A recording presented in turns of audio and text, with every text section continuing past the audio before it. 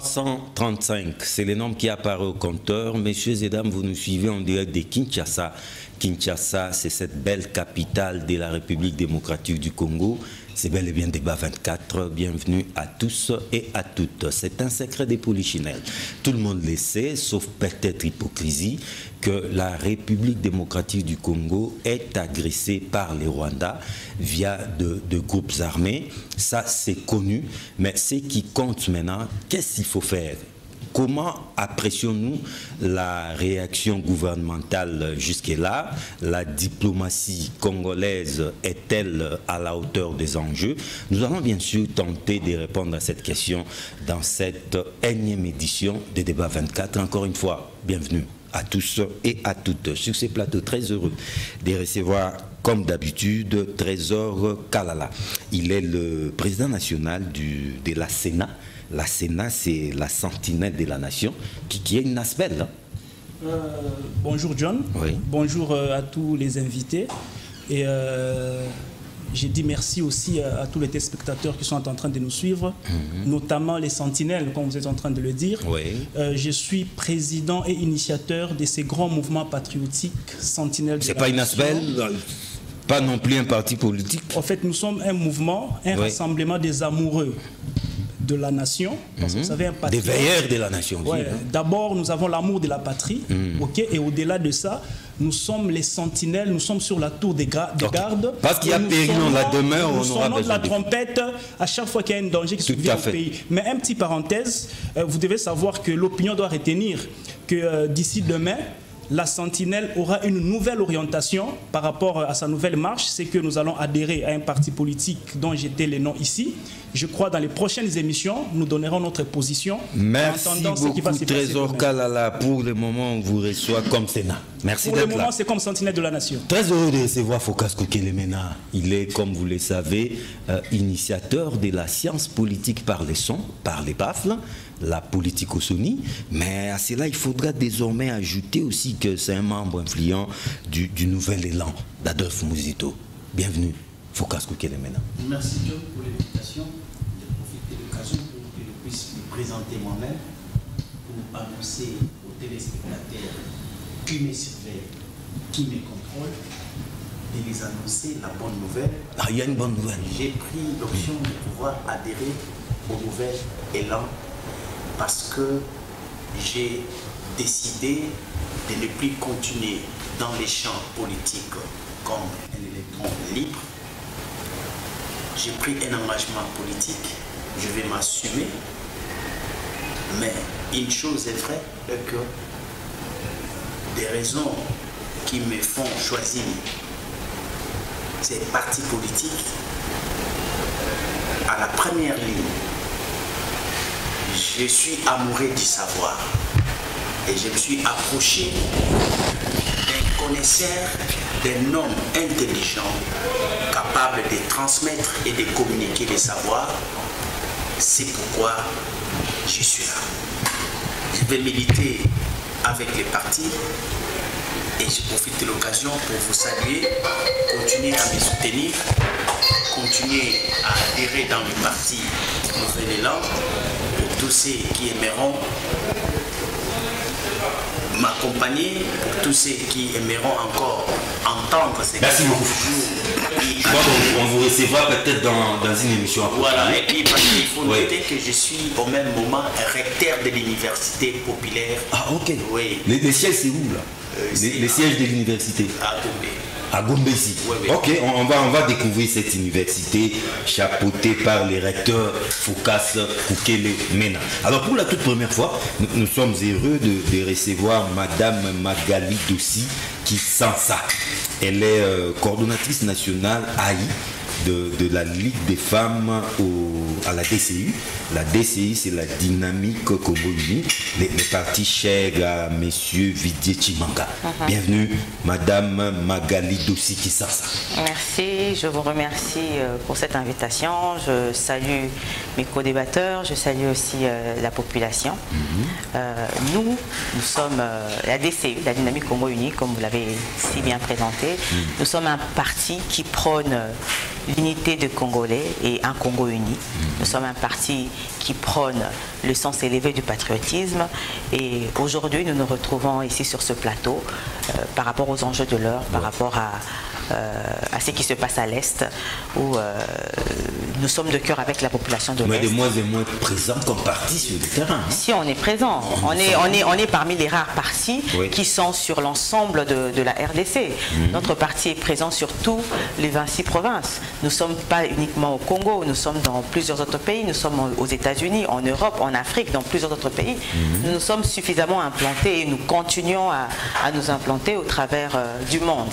Merci beaucoup, Madame Magali Dossi, qui sent ça de la DCU. Lui, c'est un habitué de cette tribune. Il s'appelle John Kuna, coordonnateur des soutiens à Félix Tshisekedi pour l'alternance, qui fait partie des forces politiques et sociales alliées de l'IDPS, membre influent des Puna aussi. Bienvenue, John Kuna. Merci, John. Aujourd'hui, je ne les présente pas. Peut-être que me rallier à la présentation des autres. Tout à l'heure, en contrat 1 à 1. Pour ajouter un peu de bémol, j'emprunte les mots que Fokata a toujours employé, bémol. Donc je vais ajouter. Je suis très content de voir mon ami Focas embrasser la carrière politique. Ah, en fait. Parce que depuis lors, moi je ne les considère pas politiques, n'est-ce pas? Soit on est membre d'un parti politique, soit on est militant, soit on est cadre pour faire la politique. Alors pour ceux qui sont dans les ASBL, qui ne sont pas à caractère politique, naturellement ils sont de la société civile. C'est là qu'il était. Donc aujourd'hui, notre ami a accepté devant les Congolais d'embrasser, n'est-ce pas, la carrière politique en adhérant à un parti politique qui n'est pas aussi... Et en adhérant au nouvel élan, a-t-il fait les bons choix? Juste une appréciation. J'espère que c'est un bon choix. Et pour le moment, on ne sait pas si tu es le nouvel élan. Hein? La Mouka, l'Union Sacrée... C'est un bon choix, parce que avoir un focus de tous les temps qu'il passait avec lui, je me rendais compte qu'il était déjà en train de s'évader. C'est évaporé un peu. C'est évaporé alors. Cette intelligence, il devait être encadré, c'est-à-dire trouver. Il fallait vite arrêter cette hémorragie. Il fallait l'exploiter. Ouais. Et voilà qu'il s'amène lui-même chez Mozito, nouvelle là. Je suis très content. Et j'ai dit à Mozito, vous avez un élément de taille qu'il faut bien garder. Okay. Le jour où il partira avec ses mouvements. Alors, Focas. Il faut bien l'encadrer, bien le soutenir, l'appuyer pour que ça aille. Focas, ça. Je vais aborder tout le monde. J'ai dit que je ne me prends pas aujourd'hui. Je vais me prendre par rapport à la volonté des autres. Non, mais vous aurez le temps de les faire. Non, je l'ai fait dans mon temps que tu m'as accordé. C'était juste une présentation. Je suis dans Kalala. Vous voulez poser la question? C'est un mouvement citoyen. Le Sénat. La sentinelle de la nation. Voilà, c'est un mouvement citoyen. La Sénat. Il y a une question qui est venue sur la nature juridique. Soit on est ASBL ou on est un mouvement politique. Là aussi, c'est un problème, il n'y a pas eu de réponse. Mais je suis content aussi qu'il ait pris l'engagement de devenir un homme politique. Oui, dès demain déjà. Cette intelligence-là devrait être versée au sein d'un parti politique pour pouvoir... dès demain, c'est l'adhésion officielle. En fin de compte, par rapport à Magali, je voudrais informer l'opinion que c'est elle qui a remplacé Odia Arlette. Ah, ok. Oui, Odia a occupé les fonctions de... Coordonnatrice nationale. En charge de la Ligue des femmes. C'est bien elle qui vient de la remplacer dans ces postes-là. Voilà, je vous ai complété, c'est votre travail, vous. Non, ça c'est bien, ça c'est bien. Mais j'aimerais donner la parole à Focas. C'est vrai que ça vous concerne un peu indirectement. Vous êtes tous les amis de la presse. Au moment où nous faisons cette émission, il y a une polémique qui gangrène la presse comme ça. Il y a un confrère journaliste qui a fait arrêter un autre confrère journaliste. Vous êtes les amis de la presse à tout moment. Rapidement, une réaction. Bon, vous savez, personnellement... Vous connaissez les deux amis, n'est-ce pas? J'aimerais être milieu du village. Oui, carrément. Parce que la sagesse africaine voudrait que nous puissions être de ceux qui privilégient les dialogues. Ça nous permet au moins de trancher indifférents, mais tout en gardant notre culture de communauté et pour que ça ne brûle pas et ça ne casse pas. Il est vrai qu'il y a eu un problème, l'autre s'est senti lésé. Et il a procédé, il a entamé une démarche selon lui qui n'a pas abouti et il voulait mettre fin à cette situation. Il a saisi la justice, mais malheureusement la justice a toujours été ce qu'elle est. Bon, on a jugé bon entre-temps que celui qui a été accusé puisse être...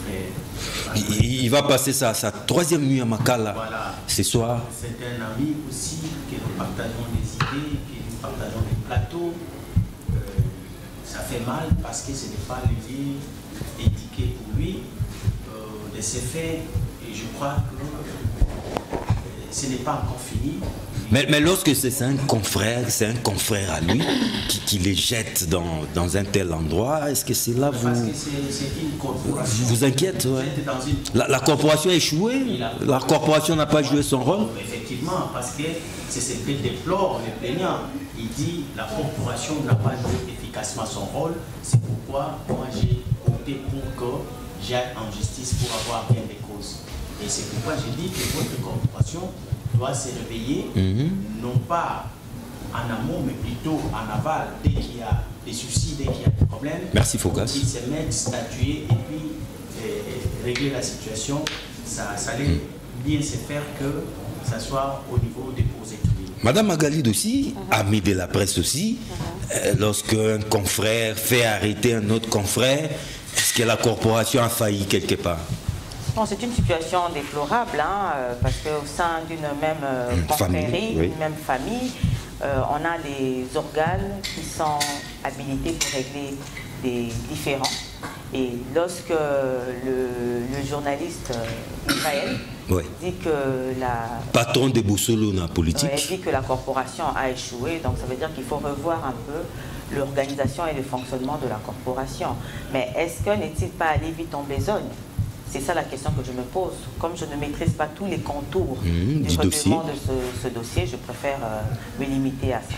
Mais vous condamnez les gestes ou... Je condamne le geste. Je condamne le geste parce que, comme je dis, c'est une famille qui se crée. Et au sein d'une famille, il y a toujours des moyens de régler les problèmes. Et il y a des journalistes qui sont dans cette corporation qui auraient pu peut-être les approcher pour essayer de les réconcilier. Je ne sais pas si ça a été fait. Si ça a été fait et que ça n'a pas... Mais là, on n'a pas déjà traversé les Rubicons, la zone rouge, parce que l'ami est déjà en prison. Oui, mais il devait... Pourquoi fallait-il arriver jusque-là? Voilà, c'est ce que moi je déplore. Il ne devait pas en arriver à ça. Ouais. Surtout qu'il n'y a pas eu mort d'homme. Il devait chercher d'abord à pouvoir trouver des intermédiaires qui pouvaient jouer le rôle du conciliateur, de les concilier et de trouver une solution dans la famille. On dit, il y a un adage qui dit les linges sales se lavent en famille. Il ne fallait pas qu'ils viennent l'exposer au public. Et aujourd'hui, notre frère qui est en prison, c'est... Père des familles aussi, non? Père de famille. C'est une situation que je déplore. Trésor Kalala, ami de la presse, cette situation qui semble nous diviser, hein, parce qu'il y a maintenant des camps, les pro-Bouya, les pro-Mutombo. Comment vous allez l'expliquer? Merci beaucoup, Monsieur John, pour m'avoir accordé encore une fois le verbe. J'ai suivi cette situation de près. J'ai eu à suivre plusieurs fois votre confrère. Mutombo? Non, Bouya. votre confrère Yves. Il faudrait avouer qu'il y a eu effectivement débordement dans son langage. Il a été dans plusieurs plateaux, insultant carrément son confrère. En tout cas, sauf chez moi. Hein, et sauf le chez problème, moi. c'est quoi? C'est vous-même, oui. le confrère, qui ne savez pas vous protéger entre vous. Ah, okay. Vous verrez, Yves est sur un plateau en train d'insulter son confrère et l'autre qui les reçoit, il est en train de rire. Et voilà maintenant que le droit doit s'appliquer sur lui. Les mêmes personnes qui étaient en train de rire avec lui sur les plateaux crient maintenant à un acharnement, à un enlèvement, à un règlement de compte. Moi, je crois qu'entre vous, confrères, vous devez d'abord apprendre à lire votre code d'éthique et de déontologie. Moi qui ne suis pas journaliste, j'ai eu quand même le temps de faire des recherches sur votre corporation et surtout par rapport au texte qui vous régit. Je suis tombé sur votre code d'éthique et de déontologie. Votre article 4 et l'article 5 vous interdit d'avoir ce genre de langage, notamment la diffamation, les insultes, imputations dommageables. Les imputations dommageables. Bon, il a commis des infractions. L'autre a été lésé. Il n'a pas répondu dans les médias. Comme nous sommes maintenant dans un état de droit, il est allé auprès... Non mais madame s'est posé cette question. Mutombo n'est pas allé trop vite en besogne. Non mais ça fera au moins 3 mois. D'autres voies de médiation. Je crois que ça fera même plus de 3 mois Qui s'entrait dedans. Pas qui s'entrait dedans. Que Yves faisait les tours des médias en train d'insulter pratiquement son confrère. Mais s'il vous plaît, et le Ronier s'il a raté, à un moment il fallait que ça s'arrête. Alors comme Israël n'a pas voulu utiliser ses biceps physiques, il a suivi carrément la ligne recommandée, n'est-ce pas, qui est la voie de la justice. Et moi, je l'encourage de continuer sur. Mais vous savez, chez nous, on a un tribunal. Les droits qui puissent, chez nous, comme dans toute corporation, on a un tribunal des pairs, un tribunal des semblables. Pourquoi l'ami n'est pas allé voir carrément ces tribunaux? Parce qu'il y avait un différend entre lui et son confrère. Bon, moi, je ne suis pas lui. Peut-être qu'il l'avait fait et que les choses n'ont pas changé. Et c'est comme ça qu'il s'est décidé d'embrasser la voie légale, qui est la voie de la justice. C'est comme ça que moi, j'encourage les deux, ok, de régler enfin leurs différends devant la justice. Et c'est à la justice de trancher. Mais moi, dans tout ça, je crois que c'est Yves qui a joué au pyromane.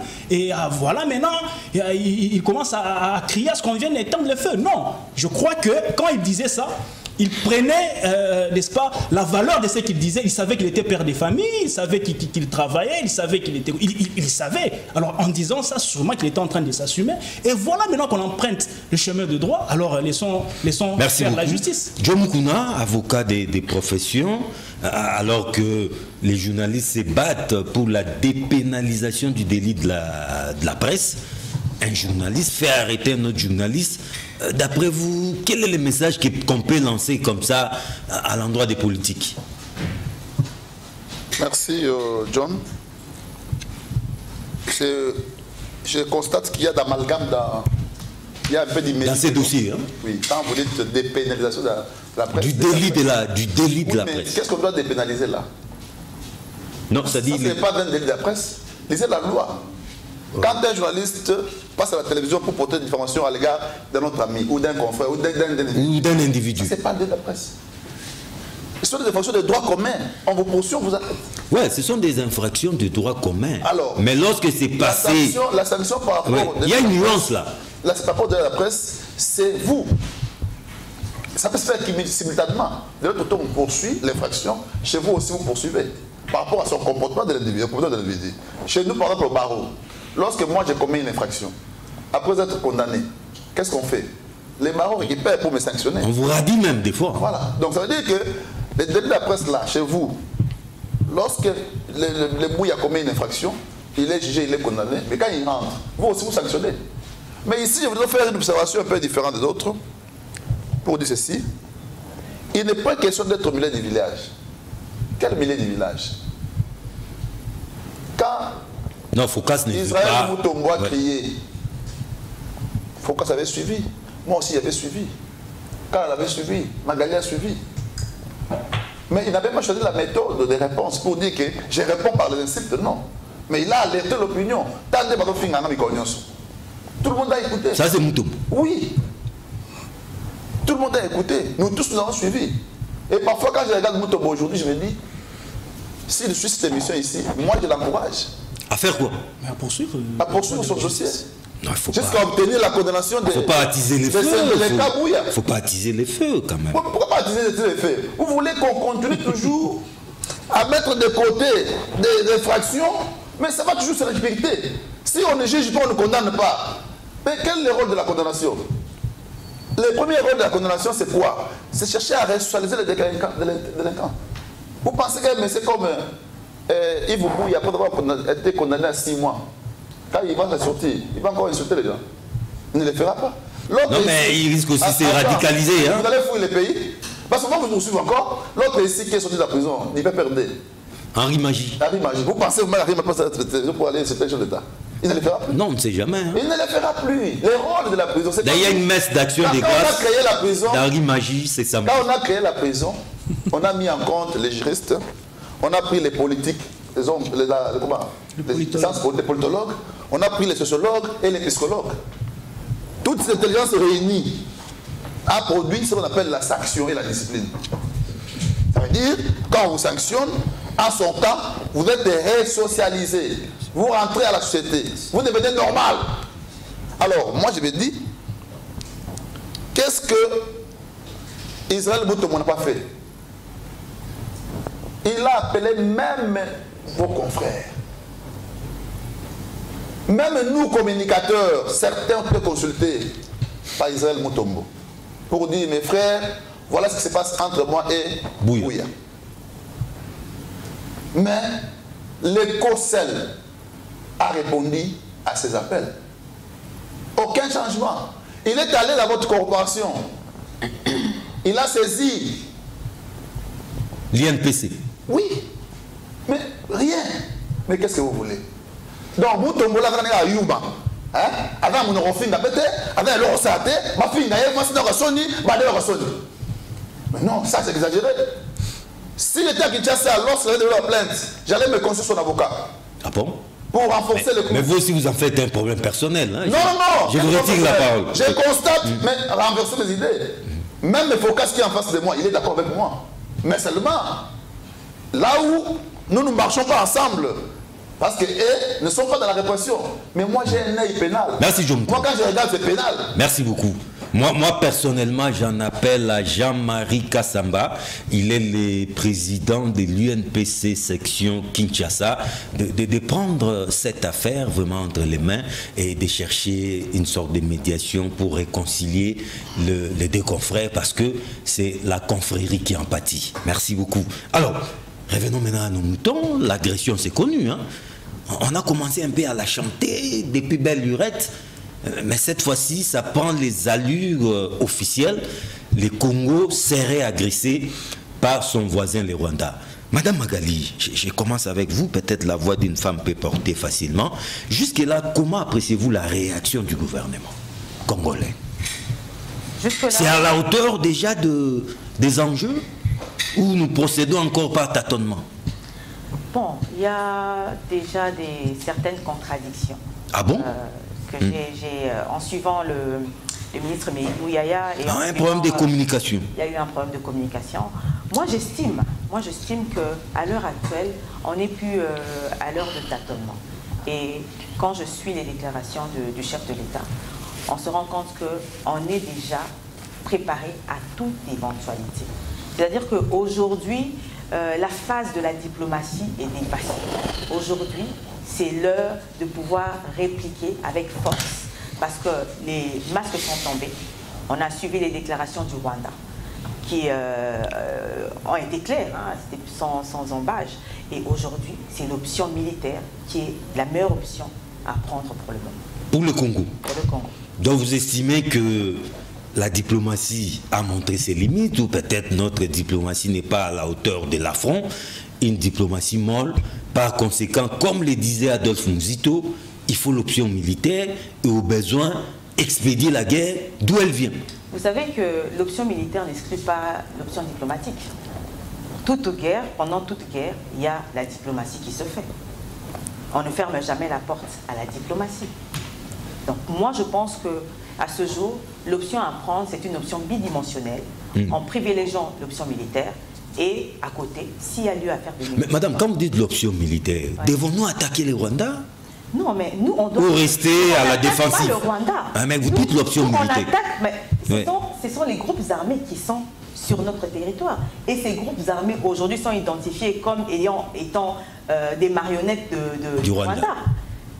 Nous, on protège l'intégrité de notre pays. Nous, on ne va pas attaquer le Rwanda. On repousse les groupes armés qui sont, on les met hors d'état de nuire, qui sont dans nos frontières. Mais on les repousse, mais ce n'est pas une solution à court terme. À long terme, peut-être il faudra les repousser et les poursuivre même jusqu'à leur dernier retranchement. Si c'est au Rwanda, allons-y. Bon, moi, pour le moment, je préfère qu'on se limite à repousser, à protéger nos frontières. Mais ça, c'est comme si on coupait un serpent à plusieurs têtes, on coupe seulement une seule tête. Et après 6 mois, une année, on va encore entendre parler de ces groupes armés. Non, si on sécurise nos frontières. En érigeant un mur, par exemple? Non, une sécurisation militaire. En renforçant la sécurité. Parce qu'aujourd'hui, les alliés si je peux dire les tops du Rwanda sont en train d'être démasqués les unes après les autres. On est en train de couper la tête du serpent, on est en train de cisailler... Mais c'est serpent à plusieurs têtes. Non, mais on va les couper, on est en train de couper. C'est un processus, hein, c'est un long processus parce que vous avez l'état des sièges aujourd'hui a révélé beaucoup de choses que nous ne connaissions pas. Aujourd'hui, on sait par exemple qu'il y a même beaucoup de Congolais qui sont complices dans ce qui se passe à l'Est. Il y a des chefs militaires, il y a même des populations autochtones qui aident les rebelles. Ça, c'est dangereux. C'est dangereux. Le mal est donc, profond. on ne peut pas aller vite en besogne, mais pour le moment, je pense qu'il faut une réponse forte pour pouvoir taire les prétentions d'autres pays qui peuvent avoir d'autres prétentions sur le sol congolais. La sentinelle de la nation, cette question vous préoccupe au plus haut point parce que vous êtes les vigiles de la nation, vous veillez. On ne va pas revenir, non, nous sommes attaqués par les Rwandais, nous sommes attaqués, les grands Congo en train de pleurnicher. Nous savons que c'est les Rwandais. Mais maintenant, que faire? Et puis jusque-là, comment appréciez-vous la réaction du gouvernement jusqu'alors? Merci beaucoup, John, pour la parole que vous nous accordez une fois de plus. Avant de répondre à votre question, j'aimerais d'abord rendre hommage à nos vaillants soldats qui se battent jour et nuit, sans relâche. Ce sont des braves, je les applaudis et je les encourage. J'aimerais aussi rendre hommage à notre population du Nord Kivu qui a posé un geste patriotique en allant jusqu'au front, n'est-ce pas, au front les vivres, l'eau et à boire aux militaires qui étaient au front. Et dans ces lots-là, j'aimerais vous informer, même informer aussi à la population et encourager le membre de la Sentinelle de la Nation de notre représentation de Kalemi, qui a délégué 15 motards avec des vivres pour aller aussi, n'est-ce pas? Ah bon? Oui, pour aller, n'est-ce pas, aussi venir à la rescousse de nos militaires qui sont en train, n'est-ce pas, de se battre. Alors, pour répondre à votre question, vous devez savoir que cette agression, moi j'appelle ça agression, ne date pas d'aujourd'hui, n'est-ce pas? C'est depuis la nuit des temps, nous connaissons les manœuvres de Rwandais, n'est-ce pas, dans leurs intentions d'envahir la République démocratique du Congo ou d'occuper carrément l'Est de la République démocratique du Congo. C'est depuis, même bien avant 1960. Mais l'officialisation de Rwandais sur notre sol, c'était avec l'arrivée, n'est-ce pas, de l'AFDEL, avec Mouzé Kabila, qui a introduit le Rwandais dans ces pays en leur octroyant même des postes de responsabilité. Souvenez-vous que dans ces pays, nous avions eu un ministre des Affaires étrangères, Bizi Maka, un Rwandais, un chef d'état-major général, un Rwandais. Voilà, ça remonte de ces temps-là et aujourd'hui, ça fera plus de 2 décennies ou près de 3 décennies. Alors, cette histoire nous a apporté plus de 10 millions de morts. On parle même de 12 millions de morts. Moi, je crois qu'à un certain niveau, tout ce qui commence doit finir. Seul Dieu n'a pas de fin. Tout ce qui est humain, ok?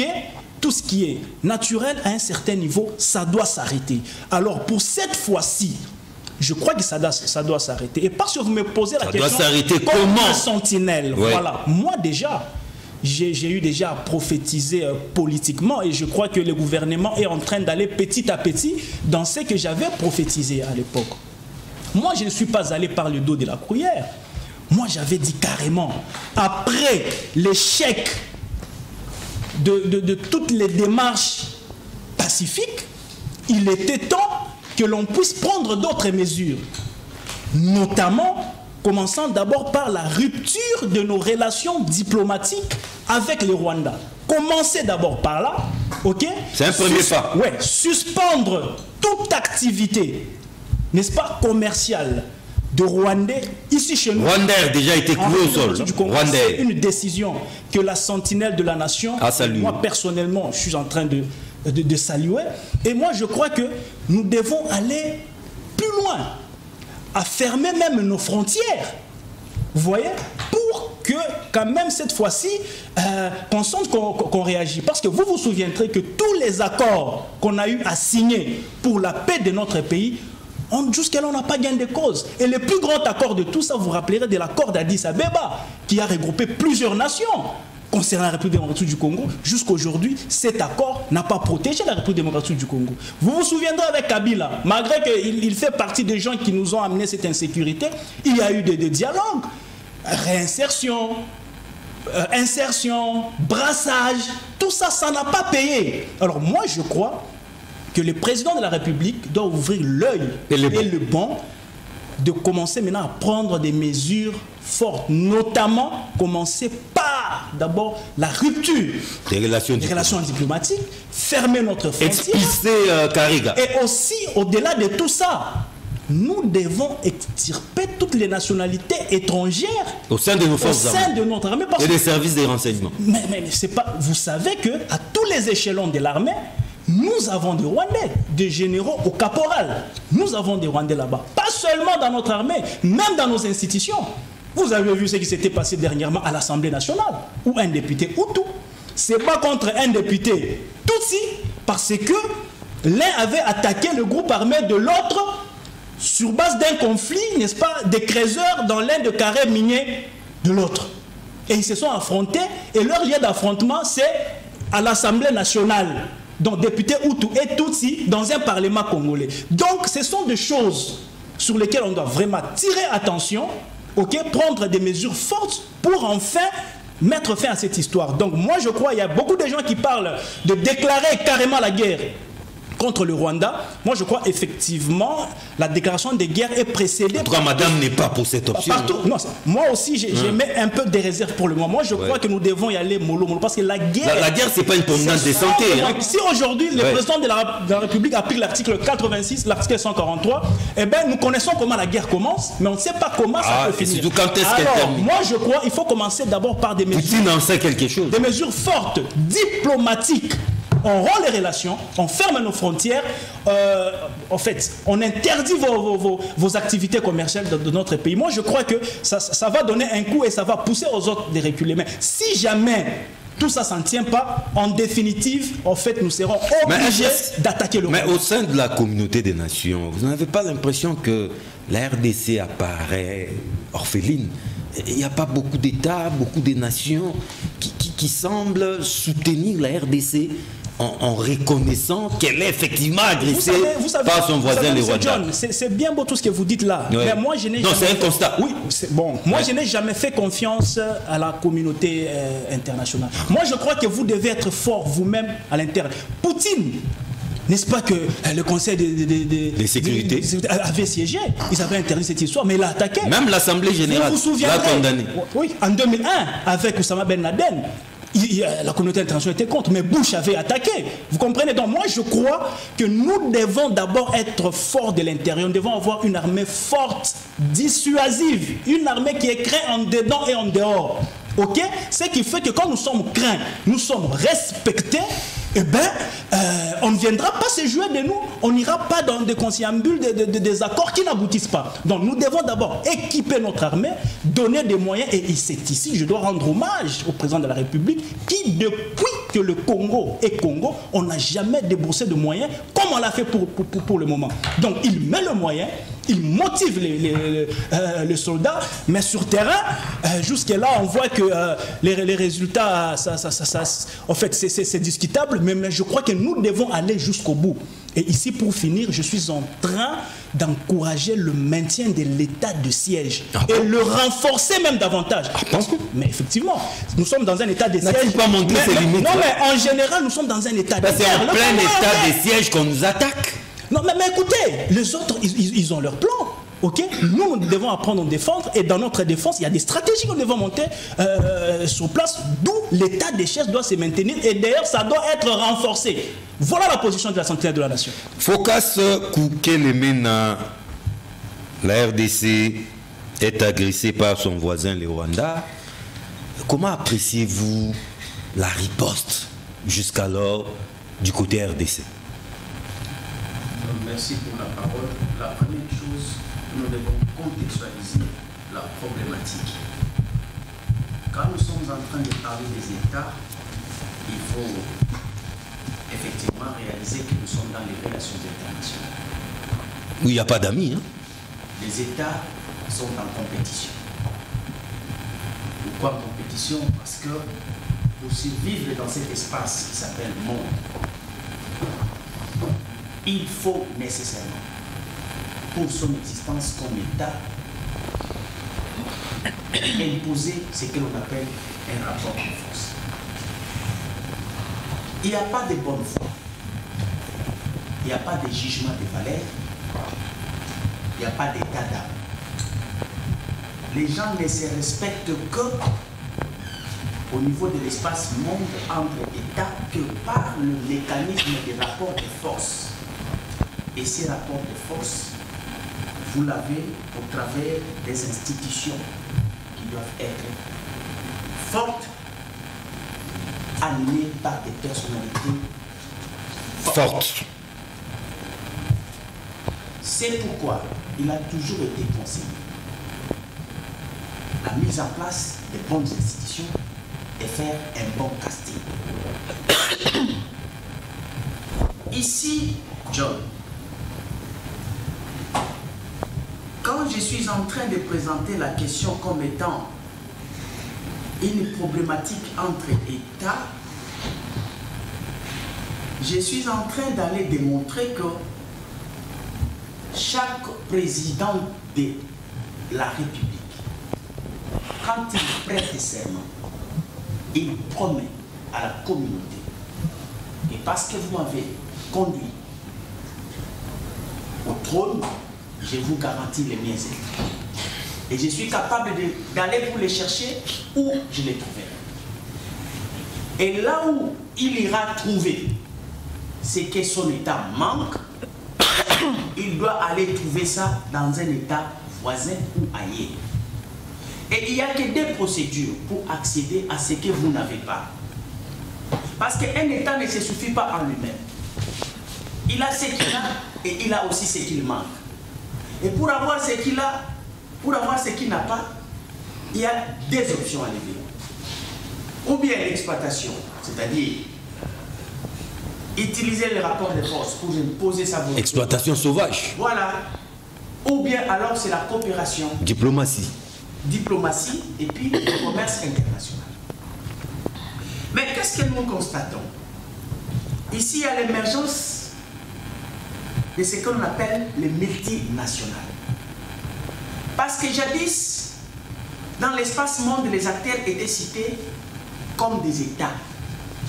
Mais aujourd'hui, l'évolution a fait qu'en dehors des États qui sont des acteurs de l'espace international, il y a aussi des multinationales qui s'invitent. Il y a des États aujourd'hui qui sont fortement influencés par des multinationales qui changent même la donne de l'ordre mondial. À cause de quoi? À cause de la puissance. Et la puissance, il faut considérer que la puissance, c'est la richesse. Mais regardez, où sommes-nous? Déjà par le fait que nous sommes un État, la question que nous devons nous poser, il y en a des qui parlent de lever l'option de la guerre. Et pourtant, nous sommes déjà en guerre. Et je ne sais pas ceux-là qui sont en train d'attendre. Oh, nous sommes déjà en guerre. Mais je ne réalise pas. Mais on déclare quand même officiellement la guerre, n'est-ce pas? Voilà alors l'erreur que vous avez dans la compréhension des notions des relations internationales. La guerre est déclarée par un État qui, dans son chef, désire aller faire la guerre et attaquer les voisins. Poutine n'a pas déclaré la guerre en tout cas. Voilà. Mais il l'a annoncé. S'il vous plaît. Une intervention militaire. S'il vous plaît, John. Je voulais que ça soit technique. Il y a une déclaration de guerre dans les relations internationales. Ouais. Si un pays voisin vous agresse, cette attitude, ces comportements en relations internationales s'appellent déclaration de guerre. Cette fois-ci, ce n'est pas nous qui déclarons la guerre au travers de notre président de la République, partant de la volonté des structures qui soient à même de pouvoir décider pour la question. Mais ici, la guerre nous est déclarée par le fait de l'agression. Et le fait que nos militaires, vous venez de démontrer ici qu'il y a des moyens qui sont alloués. Il y a des militaires au front, les armes crépitent, les décès nous enregistrons de l'autre côté et de l'autre côté. Mais qu'est-ce que vous appelez alors la guerre? Non, ça c'est un conflit armé. Mais qu'est-ce que vous appelez la guerre? La guerre, c'est tout un art. Voilà, c'est ce qui se passe à l'Est aujourd'hui. Parce qu'il faut mettre hors état de nuire tous ces Rwandais et tous ces rebelles, entre guillemets, M23. Et je ne sais pas pourquoi cette communauté est ailleurs. Et c'est ça mon regret. Pourquoi jusqu'à nos niveaux, nous, élites, nous continuons à ne pas considérer que nous sommes en guerre. Nous sommes en guerre. Ouais, Focas, mais parce que la parole doit tourner, moi jusqu'à-là, comment vous appréciez la riposte du côté congolais? Voilà. Nous nous organisons, nous naviguons à vue. D'abord, ouais. Vous savez, nous, Nouvel Élan, comme parti politique, ouais. Pour des raisons de riposte, nous avons estimé faire un sit-in, une marche qui amènerait à un sit-in. Ouais, c'était au niveau national. C'était une réussite. Voilà, c'était une réussite totale au niveau national. Nouvel Élan, c'est un parti qui vient de naître, mais qui est en train de prouver de quoi nous sommes capables pour l'intérêt de la nation. Nous nous sommes organisés pour des raisons de riposte, parce que déjà notre leader, vous avez dit d'attendre, parce que les hommes éclairés existent dans chaque État. Il faut les écouter. Il n'a pas prophétisé, mais lui, il a fait l'analyse. Parce qu'il y a des faits qui se font observer, on y met de l'intelligence pour donner des projections en termes de perspectives d'avenir. Et Mouzit l'a dit qu'il fallait nécessairement réfléchir l'angle de comment faire la guerre, se préparer contre les Rwandais.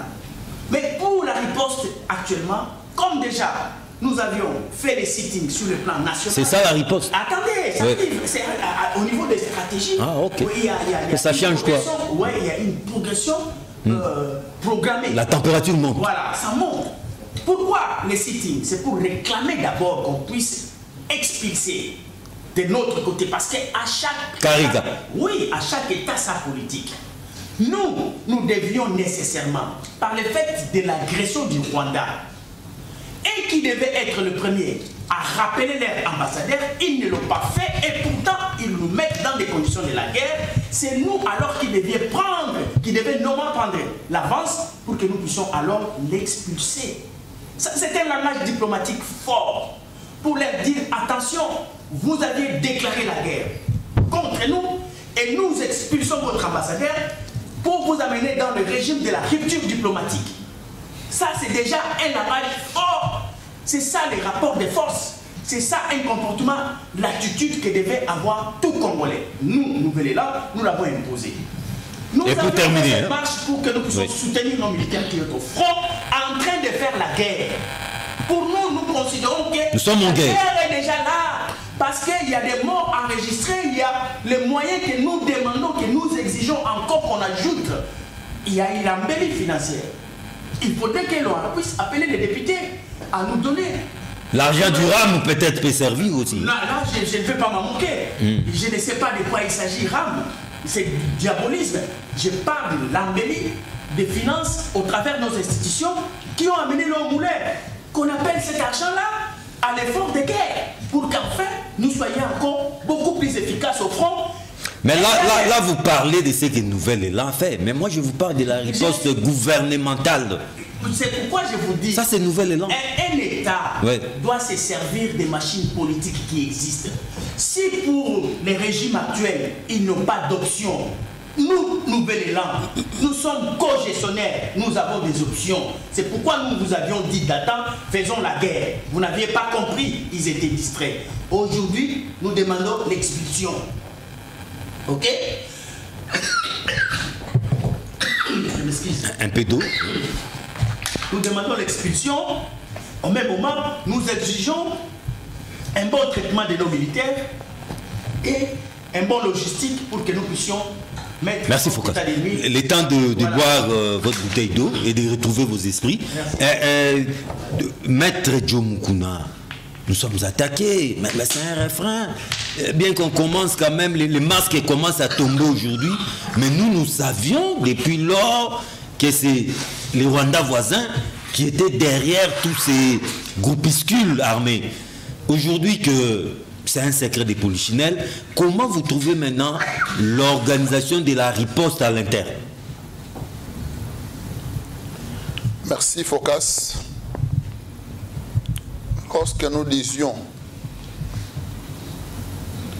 que que Kabila nous a laissé un trou béant, les gens ne nous comprenaient pas. C'est aujourd'hui à travers l'action salvatrice du président de la République, à travers l'état de siège, que nous sommes arrivés à découvrir que le Congo, effectivement, n'existait pas. Je vais vous démontrer que le Congo n'existait pas. Par le fait de l'héritage de la mauvaise politique de Kabila. On ne sait pas si il était venu au Congo pour nous exterminer tous. On ne comprend pas. Mais je vais vous donner un tableau là. Nous sommes le 12 mai 2012. 10 ans. Une réunion se tient à Kigali entre le gouvernement congolais et le gouvernement rwandais. Bien entendu représenté par le ministre de la Défense.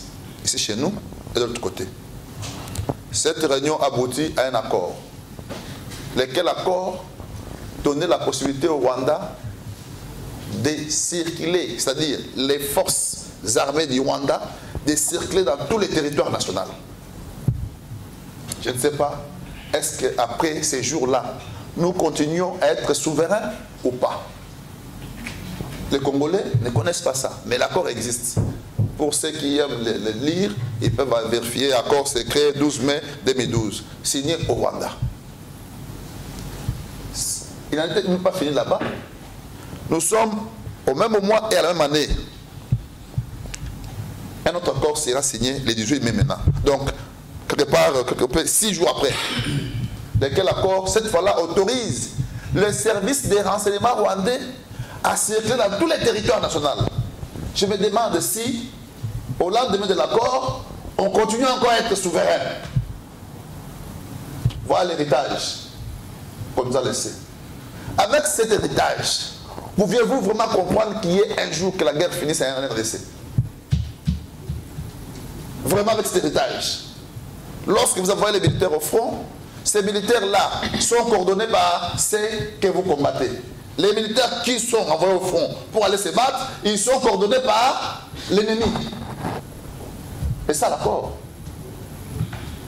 Aujourd'hui, on déplore au sein de l'armée congolaise. Plus de généraux, membres des APR du Rwanda, le cas le plus illustratif est celui de celui qu'on appelait Delphin Kaïmi qui est décédé. En 1996, il était à l'armée rwandaise. Kabila arrive ici, à la fin de compte, il est ici général au Congo. Pour ne pas citer celui-là, on peut aussi citer Kundra Touare. On peut aussi citer celui qui a comparé devant la CPI, qui s'est transformé là-bas rwandais. Mais il était ici général. C'est ça.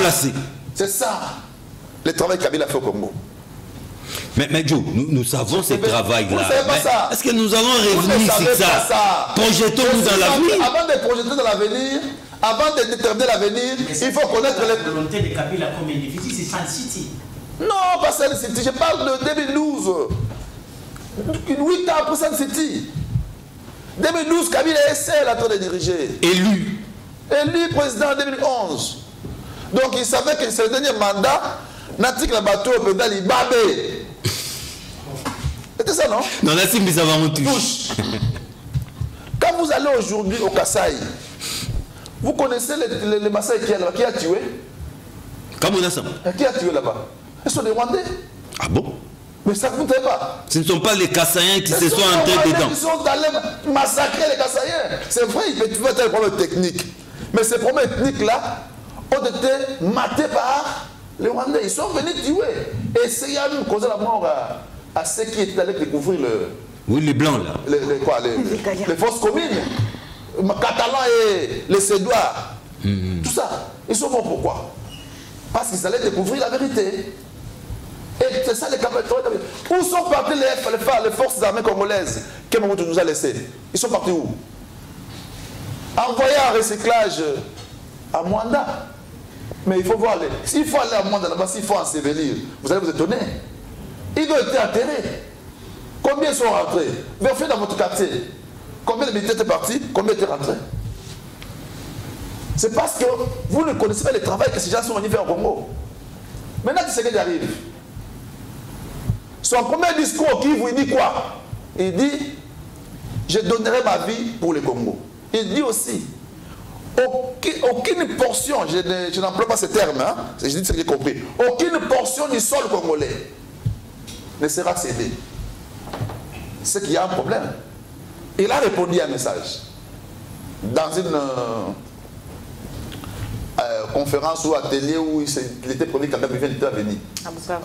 À Bukavu. Il a boycotté. Voilà. Donc, c'est qu'il y a un problème. Aujourd'hui, le président lui répond à Kagame. Je crois que c'était à Luanda. Vous avez suivi ça? Quand il dit, ou c'est la guerre totale, ou c'est la paix totale. Et avant de répondre, d'en arriver là, il dit quoi? Kagame dit, la guerre du Congo est essentiellement congolais. C'est-à-dire, les problèmes de M23 ne concernent pas le Rwanda. Alors j'appelle Félix à négocier avec les M23. Félix nous répond, vous aussi négociez avec les FDLR. C'est là aussi le problème. Donc nous disons ceci. Donc si vous venez chercher les M23 chez moi, moi aussi j'irai chercher les FDLR. Si vous pensez que les M23 c'est pour nous, parce que nous disons que les M23 n'existent pas. C'est ce qui justifie la thèse de la guerre. Parce qu'on parle de rébellion. C'est ça les prétextes. Voilà.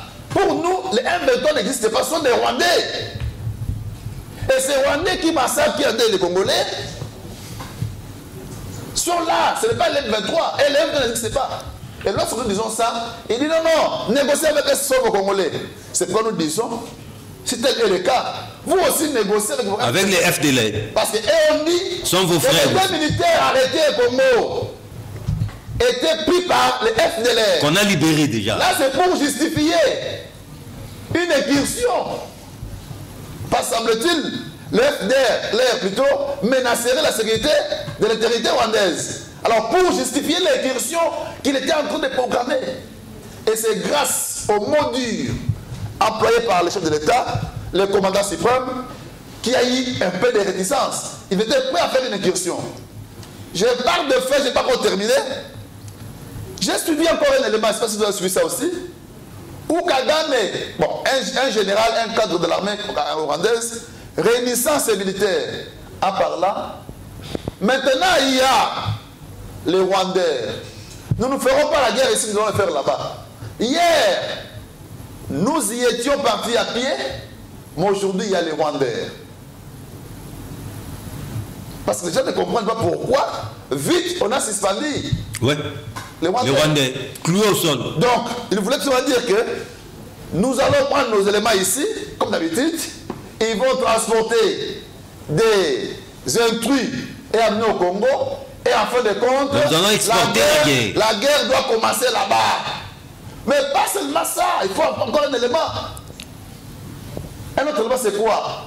C'est qu'ils savent qu'ils sont déjà présents au Congo, à Mujimai, à Kananga, à Ekuti, à Kinakati, partout là ils sont. C'est pourquoi ils savent ça. Infiltrés. Ils se disent, bon, peut-être si la guerre commence, nous la ferons là-bas. Ils parlent avec toute l'orgueil possible. Arrogance. Voilà. Donc, et pour terminer, nous nous sommes dit, oui. Là maintenant je donne mon point de vue. J'ai entendu Focas qui a estimé que c'est aussi logique quand un État manque ce qu'il n'a pas, donc il cherche ce qu'il n'a pas, il peut utiliser des procédés. Pour lui, le premier procédé c'est la force et le second procédé c'est la diplomatie. Oui. Je dis, ces États-là, ce ne sont pas les États d'État modernes. En temps moderne, ce n'est pas la guerre. Parce qu'en faisant la guerre, vous n'aurez rien. En tout cas, le droit international interdit catégoriquement la guerre. En droit moderne, entre nations. En droit moderne, en État moderne, c'est interdit. Si vous le faites, de un, mais vous le faites pour qui? Pour vos compatriotes, non? Mais qui vont mourir là-bas? Donc j'envoie les soldats pour aller mourir, pour amener la nourriture, et qui vont manger ça. Merci Joe. Donc, ça ce n'est pas en temps moderne. En temps moderne, c'est la coopération économique. Qui doit être privilégiée. Qui doit être privilégiée pour avoir. Donc là, je fustige le comportement des Rwandais qui estiment que pour prendre le Congo, il faut faire la guerre. Moi, je vous donne un exemple. Depuis l'avènement de Tshisekedi, aujourd'hui, les Rwandais ne vendent plus de l'or. Pourquoi? Parce que ces procédés-là qu'il avait choisis ont rencontré de la résistance, n'est-ce pas? Mais vous allez vous enrichir sur base d'un procédé militaire. Mais quand on ne vous coupe pas, vous aurez des problèmes avec des partenaires. Parce qu'il y a des partenaires. Après que le Rwanda ait pris de l'or ici, il l'amène chez lui. Il a des partenaires sérieux avec qui il concrète, non? Et ces partenaires attendent le feedback. Et que si, du coup, c'est arrêté, il aura des problèmes, ce qui engendre des dommages d'intérêt, des mobiliers d'argent. Ce qui fait qu'aujourd'hui, les Rwandais ont mal de fonctionnement. Merci Jean Mukuna. La parole va tourner. Oui. Je donne le point de vue. Quand ça concerne son usine de raffinerie, de l'or ou quoi que ce soit. Donc, je me dis, aujourd'hui, quelle est la position que nous devions prendre? Là, c'est un point de vue aussi. Nous disons, il y a ce qu'on appelle la dissuasion diplomatique. La dissuasion diplomatique. Le fait d'appeler un ambassadeur, le mettre en garde, est une dissuasion. Le fait de dire à son voisin ou c'est la paix totale ou c'est la guerre totale est une dissuasion aussi. Ce sont des menaces aussi. Hein? Ce sont des menaces, ça s'appelle dissuasion. Okay. Ça veut dire que avant d'arriver à l'option de la guerre, à l'interne, il faut se préparer. Voilà les préparatifs. Merci John Mukuna. Qui veut la paix? Voilà les préparatifs. Non, la guerre toujours. Voilà les préparatifs. Je suis en train de me placer en bonne position par rapport aux autres qui ont pensé qu'il fallait directement déclencher. Mais non, je vous informe aujourd'hui, il y a beaucoup de bataillons qui atterrissent là-bas, à Goma. Oui. Même nos policiers ici, nombreux, sont en train de partir. La parole vous reviendra. Donc ça veut dire que c'est une préparation pour arriver là-bas. Ouais, effectivement. On peut aller vite. Madame Magali aussi. Non, il faut préparer, arranger l'état-major pour que les militaires soient de Madame Magali aussi, à ce stade du débat, avez-vous des éléments nouveaux à ajouter, toujours par rapport à cette situation? Par rapport à cette situation, j'aimerais rejoindre un peu ce que M. Joe venait de dire. Oui. Aujourd'hui, c'est vrai, dernièrement, j'ai parlé avec quelqu'un qui m'a dit qu'en arrivant à l'aéroport de Ndjili, il s'est rendu compte que tous les militaires qu'il avait l'occasion de voir à chaque fois qu'il arrivait étaient partis effectivement au front. Donc on est en train de se mettre en ordre de bataille pour être prêt. C'est comme ça que j'ai dit tout à l'heure qu'on était prêt à toute éventualité. Lorsque M. Focas dit que nous sommes, à un moment donné, il a dit que nous sommes en guerre, et puis après il a dit que l'option qu'ils avaient préconisé, l'option de la guerre. Nous ne disons pas que nous ne sommes pas en guerre. L'Est de la RDC est en guerre depuis des années. Mais lorsque on est face à des masques qui sont tombés de la part de nos voisins, on cible mieux le problème. Parce qu'avant, on pouvait peut-être avoir des doutes. Aujourd'hui, il n'y a plus aucun doute. Les langues se sont déliées au Rwanda. Et nous estimons que la solution diplomatique a montré ses limites. Pourquoi? Même l'état des sièges aussi. Non, l'état des sièges n'a pas montré ses limites. Parce que c'est l'état des sièges qui a emmené tout ceci. Parce qu'avant l'état des sièges, le Rwanda, au travers de groupes armés, réunis en maître, réunis en roi là-bas. L'état des sièges a fait tomber les masques. Oui, il a fait tomber les masques. Il a mis à mal les intérêts du Rwanda. C'est ainsi que vous avez vu, il y a eu la montée de tueries. Parce que ça mettait en mal leurs affaires. Et aujourd'hui, je disais que la diplomatie a montré ses limites, non pas de notre faute, mais de la faute par la mauvaise foi du Rwanda, qui, elle, préfère pouvoir exploiter nos minerais par la force. Le Rwanda refuse toute coopération. Malgré qu'il y a eu des accords, mais ces accords bloquent le Rwanda qui ne veut pas pouvoir bénéficier de nos richesses par la voie légale. C'est jusqu'à ce niveau, c'est le point que je voulais rencontrer. Ok. Même question, quasiment à Trésor Mukuna. Oh là là. S'il vous plaît, Trésor Kalala, la sentinelle. Ok, merci beaucoup.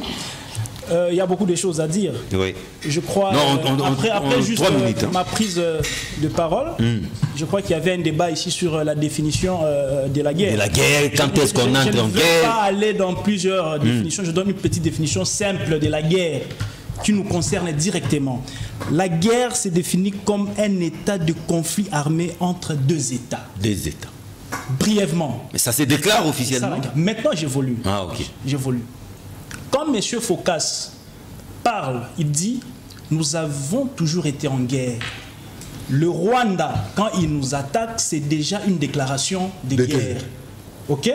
On dit, Poutine n'a pas prononcé la déclaration de guerre, mais il a attaqué l'Ukraine. Ok? George Bush, quand il a attaqué, n'est-ce pas, l'Afghanistan, il n'y avait pas eu de déclaration, n'est-ce pas, de guerre. Lui, il est allé chercher les terroristes là-bas. Vous voyez? Alors, nous parlons de la déclaration de guerre sur la dimension constitutionnelle. Parce que la Constitution, l'article 86 est clair. Le président de la République déclare la guerre. Après, n'est-ce pas, concertation avec l'Assemblée nationale et les Sénats, des chambres réunies en congrès, le président de la République déclare la guerre. Et cet article est rejoint par l'article 143 de notre Constitution. Alors quand nous parlons de la déclaration de guerre, au finish dans cette histoire, c'est une déclaration au regard de la Constitution. Donc c'est sur les plans constitutionnels. Malgré que le Rwanda nous a toujours... Mais jusque-là, on ne l'a pas encore fait. Déclaration de guerre avec des gestes. Mais sur le plan constitutionnel... On n'est pas en guerre. Voilà, c'est ça, c'est à ce niveau-là que nous demandons la déclaration de guerre. Et écoutez encore la contradiction dans les chefs de Phocas. Le Phocas, il dit, le Rwanda a toujours déclaré la guerre, ok? Mais en entre-temps, il dit, Mobutu à son temps, il avait demandé la déclaration de guerre. Alors, de quelle guerre? De quelle guerre? Parce que la guerre avait déjà été déclarée. Mais en entre-temps, il dit, c'est pourquoi il fallait suivre Mobutu qui avait déjà déclaré. Alors je me dis, comprenez la contradiction dans le propos de M. Phocas. Et puis si je vais très loin, parlons de Mobutu. Mais moi je crois que si Mobutu amène ces quelques militants sur la rue, mais je crois que c'est par hypocrisie. Vous vous souviendrez qu'à la veille des élections, Mobutu était monté au créneau. Il a très bien dit qu'il va créer de l'insécurité, l'instabilité. Autrement dit, la guerre au pays, pour que les investisseurs ne viennent pas. Donc dans cette situation que nous sommes en train de traverser, l'homme le plus heureux, mais c'est Mobutu. Il est en train de jubiler, il prend du champagne parce que c'est qu'il voulait là. Mais c'est arrivé. Il voulait l'instabilité. Non, il a mis un peu d'eau dans son vin. Non, s'il vous plaît. Il a mis le dos comment? Non, en organisant un sit-in ici. C'est de l'arme de l'ensemble du territoire national. C'est de l'arme de crocodile. C'est de l'hypocrisie. Lui, il voulait que les pays soient déstabilisés. Et quand laisse déstabiliser, lui, il est content. D'ailleurs, il souhaite que ce soit même une situation, n'est-ce pas, générale. Alors, moi, je crois ceci. Parmi nos propositions, en fait, ce sont des choses qui pouvaient se discuter dans un labo, mais nous sommes obligés de le dire, peut-être qu'on va nous entendre. Ouais. C'est vrai, la déclaration de la guerre, c'est l'option finale. C'est le dernier recours. La dernière phase. C'est la dernière phase, la déclaration de guerre. Je parle de la déclaration de guerre, c'est la déclaration constitutionnelle, sur le plan constitutionnel, dont le président prend ses responsabilités et il active l'article 86, l'article 143. Mais en entendant, il y a des choses qu'on peut faire pour déstabiliser aussi les autres. Par exemple, nous devons aussi, c'est comme ça que je dis, ce sont des choses qui concernent la sécurité, on peut le dire tout bas, mais on peut le dire aussi, oh, peut-être qu'ils vont nous entendre. Créer aussi une rébellion qui va déstabiliser aussi les Rwandais, parce qu'eux nous attaquent de manière informelle. Ils se cachent derrière le M23. Nous pouvons aussi monter. On peut se cacher derrière les FDL. Par exemple, nous pouvons se cacher derrière les Banyamulenge. On les arme. Nous pouvons nous cacher derrière les autres. Ça, c'est pas une démarche dangereuse. On les arme, comme ça, ils vont aussi déstabiliser les Rwandais. Comme ça, il y aura équilibre. Vous savez, en psychologie, c'est ce qu'on appelle l'équilibre de la terreur. Ça veut dire quoi? Toi, tu as un bâton, tu m'agresses. Alors moi, je ramasse la pierre. C'est ça même la nécessité de l'arme nucléaire. Et là, on ne va plus s'affronter. Je reviens à vous pour la conclusion. Donc, je crois que le pays... Le temps que Phocas ou Kélémena réagissent aussi. Phocas ou Kélémena. L'heure est aux réactions. Merci beaucoup. Je crois que moi, j'en ai déjà marre avec ces genres de débats, de fixation, des attaques personnelles, juste pour distraire la population. Et je ne peux pas me mettre à pouvoir suivre cet élan. J'en ai déjà fait et à mon âge, j'ai un autre cap. Parler la République, des bonnes idées. Et je ne suis pas à ce niveau de débat. Et je vous concède, si vous sentez que il y a contradiction et pourtant vous vous êtes aidé facilement à définir ce que c'est la guerre, vous l'avez bien dit, mais on dirait que vous n'avez rien compris. Je vous présente un fait, du factuel. par rapport à la définition que vous venez vous-même de pouvoir lire en présence de tout le monde, vous définissez la présence des deux États en conflit armé. Ça, c'est la guerre. Et moi, j'ai dit, nous sommes en guerre. C'est-à-dire que je suis en train de porter l'idée de ce que tu as dit. Si tu trouves que je suis en contradiction, il faut t'interdire d'abord de soutenir ce que tu venais de dire. Je vous dis, pour qu'il y ait l'existence de guerre, de la guerre, il faudrait que nous soyons dans une situation de l'insécurité ou bien de menaces. Est-ce que c'est factuel dans notre espace de l'Est? Nous disons oui. Est-ce qu'il y a-t-il des États qui sont en difficulté pour des raisons de menaces? Nous disons oui. En quoi je me contredis? Quand lui, il évoque la déclaration de la guerre, mais pour qu'il y ait guerre, c'est un État ou l'autre qui déclenche les mécanismes. Ce ne sont pas les deux à la fois. L'un qui déclenche les mécanismes déclare la guerre. Et quand celui-ci déclare la guerre par le fait de l'agression de notre pays voisin, c'est déjà une déclaration de la guerre partant de la logique de cet État-là. Mais l'État qui subit cette agression, il va à la vitesse de la réplique. Et cette réplique ne peut pas attendre la déclaration de la guerre constitutionnelle selon lui. Non. Je n'ai pas dit qu'il fallait attendre. Vous déformez mes propos. Je n'ai pas dit qu'il fallait attendre. Moi, j'étais dans le concept. J'étais dans le concept. Pendant que tu parlais, malgré non, mais vous déformez mes propos. Vous déformez mes propos. Tu vois, je t'avais dit que tu n'avais pas l'âge. Oh là là. Franchement, oh là là. Vous déformez mes propos. Vous déformez mes propos. Si, non, notez ça. Notez ça, comme ça. Non, laissez-lui parce qu'il voilà, si vous attaquez. Non. Je t'avais dit que tu n'as pas les si vous attaquez à mes arguments, contredisez-les par vos propres arguments. Tu te sens mal au point parce que tu as choisi un mauvais argument. Vous vous sentez mal au point parce que c'est vous qui avez prouvé la confusion sur le plateau. Non, c'est vous qui avez prouvé la confusion sur le plateau. Les petits coups ne m'ont même pas bousculé. J'étais calme et serein. Non, mais si vous y répondez, c'est que ça vous a bousculé. Tu as mis l'énergie nécessaire pour te terrasser. Tu es déjà en débandade. Donc l'arbitre doit intervenir. Donc, on évolue alors. Non, mais si vous réagissez, c'est que le coup vous avez eu. C'est pourquoi je t'ai dit, l'arbitre est intervenu pour dire que ce n'est pas le niveau. Bon, continuons avec vos hérésies. Merci beaucoup. J'ai jeté l'éponge. Merci beaucoup pour l'épargner, parce que je suis professionnel à cela. Mais ici, je voulais faire savoir une chose. La guerre nous est lancée par le Rwanda, par le fait de l'agression. Ce que nous sommes en train de faire, c'est la réplique à la guerre, à la menace. La riposte. La riposte, c'est ça, au fait, une réalité. La déclaration peut venir après, mais la réplique est une action de l'éradication de la menace sur le territoire national, et c'est ça la guerre. Parce que, qu'est-ce qu'on constate quand il y a la guerre? Il y a mort d'homme, il y a effectifs à augmenter, il y a dépenses qu'il faut faire. Tout ça, ce sont déjà des réalités pratiques. Ok. Alors, c'est bien. Vous gardez les restes pour la conclusion aussi. Les temps que John... Non, les restes pour la conclusion, s'il vous plaît. S'il vous plaît, Focas. Il m'avait cité, s'il te plaît. Vous savez 60 secondes.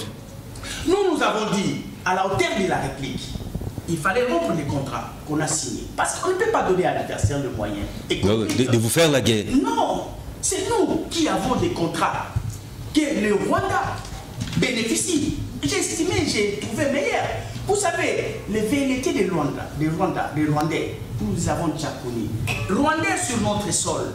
Effectivement, est-ce que nous avions été à la hauteur de pouvoir être vigilants à surveiller qui entrait avec Rwandais ici chaque fois et qui disparaissait? Il venait en grand nombre et il est parti en petit nombre. Ces mouvements, est-ce que nos services d'intelligence se rendaient compte? Parce qu'aujourd'hui, ces gens-là sont dissimulés un peu partout. Quand Kagame dit ceci, il dit d'ailleurs mon territoire est contenu. La guerre doit se passer là où il y a des espaces. Là où il y a beaucoup d'espace. Il dit d'ailleurs, la guerre doit se tenir là où il y a des problèmes. Focas, atterrit ici. Ça permet que la parole revienne, que vous placez les mots de la fin. John Kuna, en 2 minutes, réagissez d'abord. Et puis après, je vais revenir à vous pour la conclusion. 2 minutes. John, vous allez vous rendre compte que le tableau a été déjà prêt. Tous les amis sont d'accord avec nous. Tout le monde ici est d'accord que nous devrions voir les choses de la même manière. Dans la même direction. S'il y a des petites choses qui nous peuvent nous diviser, mais au moins nous savons que nous devons donner une réponse correcte à notre ennemi qui est le Rwanda. Et à la hauteur de l'affront. Ça, je suis d'accord. Il n'y a pas PPRD, il n'y a pas la Mouka, il s'agit du Congo qui est menacé et nous n'avons que le Congo ici. On n'a pas d'autre État. D'ailleurs, notre Congo ici et nous rend impossible de détenir plusieurs nationalités. Alors évitez les débats de l'opposition et de la majorité. On ne fait pas un débat, on constate que tout le monde est unanime sur la question de la République. C'est ça la citoyenneté. Donc, ici, quand on la parole de la terreur, la parole de l'équilibre de la terreur. L'équilibre de la terreur. Il faut faire très attention. Ici, nous sommes au Congo. Les grands Congo. Si nous nous attendons à préparer les rébellions, je crois que ce n'est pas une première fois. On en a fait déjà. Vous connaissez l'histoire des Maï Maï. Vous connaissez l'histoire des mouvements d'armée qui sont multipliés à travers le temps, n'est-ce pas? C'était par le fait que, d'ailleurs, le plus récent, je vous donne seulement l'histoire de Kabila, PPRD avec les garçons qui habitent choses là, c'est qui? Mombele, c'est qui? Chaleur, qui avait distribué les machettes. Vous savez les prix que nous avons payés? Vous connaissez les prix? Donc vous ne connaissez pas les prix. Les prix, c'est le Koulouna. Tout est parti de là. Chaleur va voyager avec son équipe de PPRD jusqu'au Burundi et au Rwanda. Ah, quand ils reviennent au pays, ils ont trouvé un modèle là-bas. Mais quand, regardez le mode opérandis de Koulouna. Tendance c'est quoi? C'est coupé ici, non? La jeunesse burundaise. La même méthode qui s'emploie chez les CNDP, Kundabatoire et Koso. Même méthode. Couper. Comment on appelle ça? Le muscle occipal ici. C'est ça. Pour neutraliser le devenu. Et la même méthode a été employée en 1974 à travers le génocide du Rwanda avec les FPR, tout ça. Donc pour vous dire que, attention avec l'équilibre de la terreur, surtout que cet équilibre, vous le cherchez chez vous. Merci, Joe. Merci. Quand vous le cherchez chez vous, la conséquence c'est que Madame Magali, vous laissez du mal chez vous-même. Madame Magali aussi, vous avez 60 secondes pour qu'on atterrisse son beauté, s'il vous plaît, 60 secondes pour qu'on atterrisse son beauté. Ah, ça sera votre conclusion par rapport à cette épineuse question d'insécurité à l'Est. Alors, j'aimerais me joindre un peu à M. Joe, qui a souligné que nous tous ici sur le plateau, et je pense que tous les Congolais, unis comme un seul homme, nous sommes décidés à en découdre avec toute cette insécurité qui se passe à l'Est. Mais par quelle méthode? Je pense qu'à travers les interventions des uns et des autres, nous avons opté pour l'option dissuasive, militaire et avec ses corollaires, la diplomatie en suspendant les relations diplomatiques, en suspendant les relations commerciales. Les affaires. Nous sommes tous d'accord. Et donc, nous, comme je disais, les Congolais, nous sommes derrière les FARDC. Nous apportons le soutien aux FARDC, aux populations autochtones qui souffrent.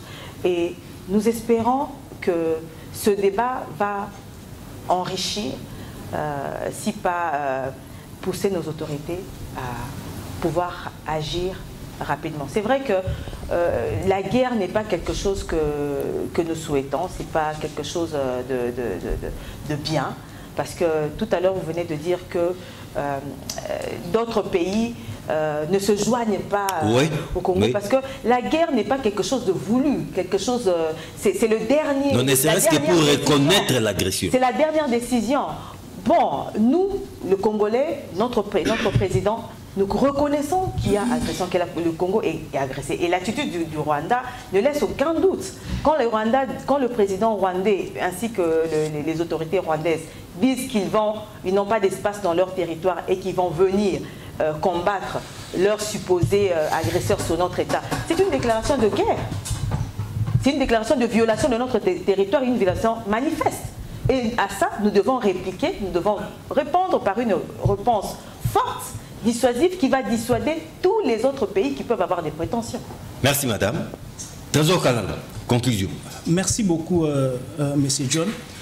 J'aimerais ici dire, lorsqu'on détruit mes arguments, on doit les détruire sans les déformer.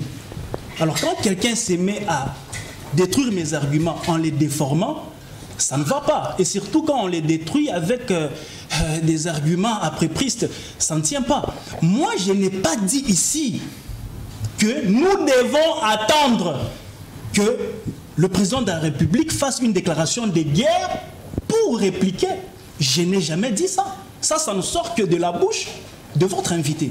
Moi, je n'ai jamais dit ça. Moi, je dis sur le plan de la Constitution. Cette déclaration de guerre est sur le plan constitutionnel. J'avais même commencé par dire que Poutine avait fait la guerre sans faire une déclaration de guerre. En fait, c'est un point sémantique. Hein, voilà, donc qu'on ne m'impute pas de propos que moi, j'ai pas émis ici. Donc, pour conclure, je conclue avec ce que M. Moukouna venu de dire. Quand je parle d'une rébellion, exporter la rébellion. Je ne parle pas de prendre nos jeunes Koulouna, sponsoriser une rébellion. Ouais. Moi, je dis, on peut aussi déporter la guerre au Rwanda. Donc on peut sponsoriser une rébellion. Une rébellion chez eux, dans leurs frontières. Je n'ai pas dit qu'il fallait que nous puissions former nos rebelles et les envoyer de l'autre côté. Non, j'ai dit qu'il faut aussi créer de l'insécurité au Rwanda, commençant par leurs frontières. Donc c'était sur cette dimension-là. C'était pas armer le Koulouna. C'est sa conclusion. Notez ça. Oui, quand je t'ai rencontré, j'ai voulu stigmatiser les dangers que nous courirons. Moukouna, c'est sa conclusion. Jamais on formait une rébellion chez nous. S'il vous plaît. S'il y a rébellion à faire, les faire au Rwanda. Okay. Mais c'est ça que nous parlons de la même chose. J'ai parlé à ses frontières. Non, au Rwanda, pas aux frontières. Mais c'est ça que je dis. C'est ça là-bas. Parce que la rébellion à Kigali. Dans leur territoire. Mais dans leur territoire. À ce moment-là, l'équilibre d'intérêt peut jouer. Voilà. Ok, alors pour finir, je crois que, je prendrai plus la parole, c'est la conclusion. Oui. Pour finir définitivement, je crois que cette fois-ci, que les présidents puissent prendre des mesures fortes, une bonne fois pour toutes. Et cette fois-ci, nous devons nous servir de ce qui arrive maintenant pour mettre fin définitivement. Nous ne devons plus commencer à pleurer. Focus, vous quel est maintenant? Prendre nos responsabilités. Focus, votre conclusion. Je voulais argumenter sur un élément de fond qu'a dégagé Joe ici, au lieu de rester dans les ici. Vous savez, quand il parle de droits internationaux qui régit les États, mais malheureusement, le droit international n'est pas efficace. Les États sont beaucoup plus capricieux que vous n'avez aucune idée. Parce qu'il a cité d'ailleurs, prenez un État comme la Russie et allez attaquer. Prenez les États-Unis, le maître de la démocratie et le respect des droits. Ils sont allés en Irak. Vous comprenez? Donc, ça dit que c'est une loi de façade. Les États vivent dans une compétition éternelle pour des raisons d'hégémonie. Ces gens ici sont capables de tout et de rien. C'est pourquoi à chaque fois, un État doit être toujours préparé à toute éventualité de menaces, surtout quand vous êtes un État stratégique qui détient les minéraux du monde. À l'instar du Congo. À l'instar du Congo, les gens se battront toujours, Joe. Jadis, les gens se sont battus pour l'eau.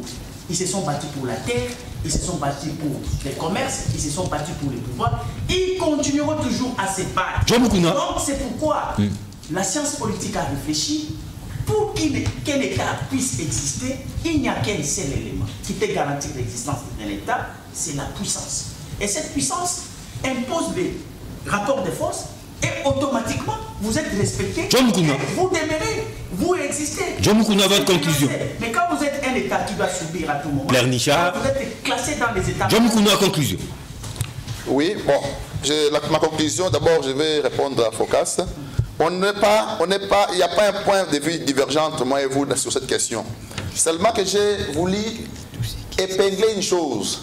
Dans l'État moderne, il est beaucoup plus privilégié le dialogue, la coopération.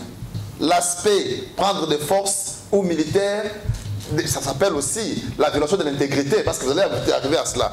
Donc, ça ne joue pas du tout, parce que le plus fort, à un certain moment, était obligé d'accompagner les plus faibles. Souvenez-vous, quel est le statut de la Suisse aujourd'hui? La Suisse a quel statut? Il n'a même pas d'armée, mais elle est forte. Le Japon, qui a été victime... La Suisse impose un rapport de force, c'est pourquoi... Non, avant d'en arriver là, c'est-à-dire que dans la coopération, les gens... On ne peut pas vous respecter. Non, avant d'en arriver là, même les faibles, là, parmi les faibles, parmi les gens, les faibles sont aussi forts, à moins qu'ils soient les derniers. Même si le dernier sera bercé comme en temps, Mwanasuka, ne vous en faites pas. Ne vous en faites pas parce qu'on passera chez lui. Le cas de la Belgique et consort. Donc, pour vous dire quoi, dans l'état moderne, je ne veux pas qu'on fasse l'apologie de ce que fait le Rwanda d'aujourd'hui, parce qu'il en paiera un jour. C'est que je ne veux pas, c'est ça. Mais seulement que dans l'état moderne, c'est la coopération. D'ailleurs, on ne parle même pas d'état moderne, on parle d'état civilisé. Ah oui. Ce sont des états barbares.